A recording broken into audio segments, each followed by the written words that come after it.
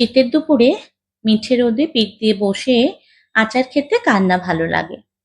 তো সেরকমই একটি মিষ্টি আচারের রেসিপি আজ আমি আপনাদের জন্য নিয়ে এসেছি।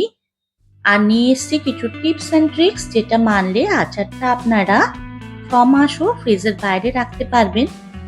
তো চলুন রেসিপিটা জেনে নিই। আজকে আমি বানাবো আপনাদের জন্য জলপাইয়ের একটি মিষ্টি আচারের রেসিপি। এটা বানানো কিন্তু খুবই সহজ।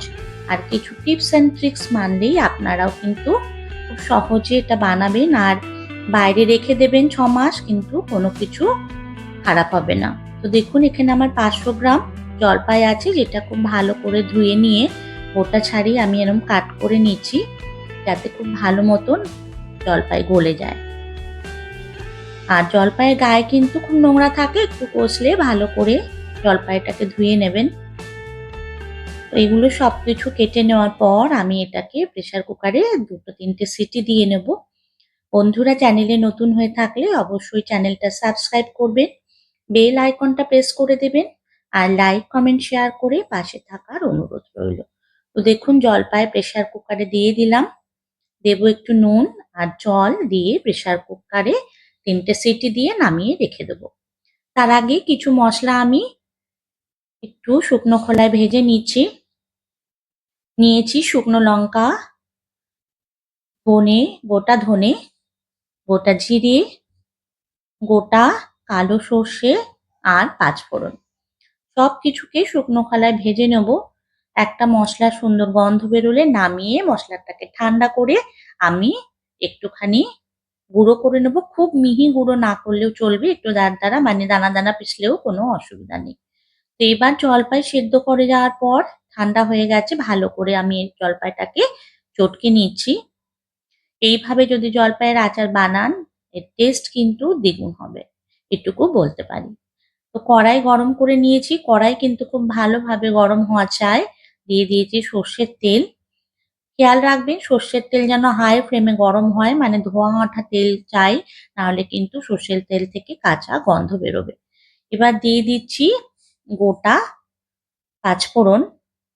পাঁচফোড়নের মধ্যে আমি দিয়ে দিলাম এই জলপাইয়ের যেটা আমি চটকে রেখেছিলাম সেটা। খুব ভালোভাবে তেল আর পাঁচফোড়নের সাথে নেড়ে নিচ্ছি। এবার বাটির মধ্যে অল্প একটু জল দিয়ে সবটুকু দিয়ে দিলাম। এখানে যেহেতু আমার 500 গ্রাম জলপাই আছে, সেহেতু আমি 500 গ্রাম গুড় অ্যাড করব। ঠিক যতটা জলপাই ততটা যদি গুড় অ্যাড করেন তাহলে কিন্তু আচারটা একদম পারফেক্ট হবে। আর চেষ্টা করবেন জলপাইটা সবসময় অল্প জলেই সেদ্ধ করার। তো দেখুন গুড় অ্যাড করে দিয়েছি সমস্তটা, ভালোভাবে এবার মিশিয়ে দেব। এবার এটাকে ধিমে আঁচে আমি ফুটতে দেব, যাতে সমস্ত গুড় খুব ভালোভাবে জলপাইয়ের ভেতর ঢুকে যায় আর মিশে যায়। জলপাই আর গুড় কিন্তু খুব ভালোভাবে মেশাটা জরুরি, সুতরাং এটাকে ধৈর্য ধরে অনেকক্ষণ ধরে কিন্তু ফোটাতে হবে।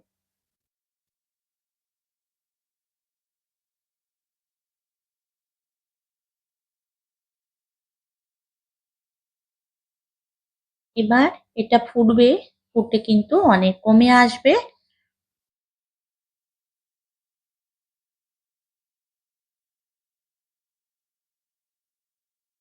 জলপাইয়ের আচারের সবথেকে বেস্ট পার্ট খেতে কোনটা লাগে বলুন তো? এই জলপাইয়ের বীজগুলো। তো দেখুন এখানে আমি হাফ চামচের একটু বেশি ভিনিগার অ্যাড করলাম। এই ভিনিগারটা দিলে কিন্তু জলপাইয়ের আচার নষ্ট হবে না, এটা কিন্তু খুব ভালো থাকবে।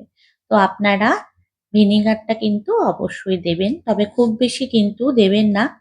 এই পর্যায়ে আমি একটু নুন অ্যাড করলাম। নুন কিন্তু আমি একদমই দিইনি, শুধু সেদ্ধ করার সময় দিয়েছিলাম। এখন দেখুন অনেকটা যখন কমে এসছে তখন জাস্ট অল্প একটু নুন আমি অ্যাড করলাম, এতে স্বাদটা কিন্তু ভীষণ বেড়ে যায়। তো দেখতে পাচ্ছেন আচার শুকিয়ে কতটা কমে এসছে, নামানোর সময় হয়ে এসছে। এখন আমি এই গুঁড়ো মশলা অ্যাড করে দিলাম, যেটা শুকনো খোলায় ভেজে রেখে দিয়েছিলাম। আঁচ কিন্তু এবার বন্ধ করে দেবো।